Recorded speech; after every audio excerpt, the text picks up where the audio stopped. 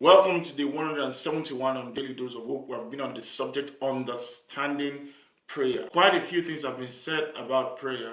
We've discussed how we should pray, and under the subject of how we should pray, we've spoken about certain protocols to observe for your prayer to be heard or for your prayer to be received by God. Today we'll be talking about the posture of your heart. In the Old Testament, physical posture was observed. There was a way to stand, a way to kneel, a way to prostrate, a cleansing to go through, and several other protocols that must be observed before we can enter into the place of His presence to fellowship and commune with God. But in the New Testament times, it is the posture of your heart more than the posture of your body. We can kneel to pray, we can prostrate to pray, we can stand to pray, we can walk to pray.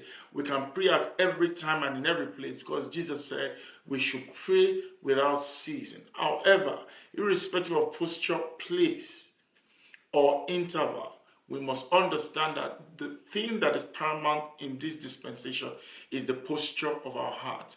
When our heart is not right, our prayers cannot be heard.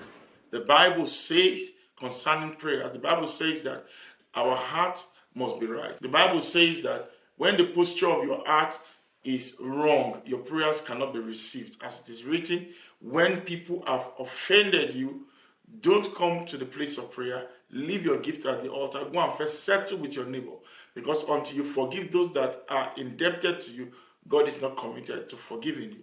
So the posture of your heart must be right before man and before God. The Bible says, and herein do I exercise myself to have always a conscience, void of offense before man and before God. So the posture of your heart is crucial if you want your prayers to be effective and you want returns on the investment of your petition. Your heart must be right with God by asking for forgiveness and also forgiving others. Anyone that comes to His presence with a baggage, the posture of his heart is not right.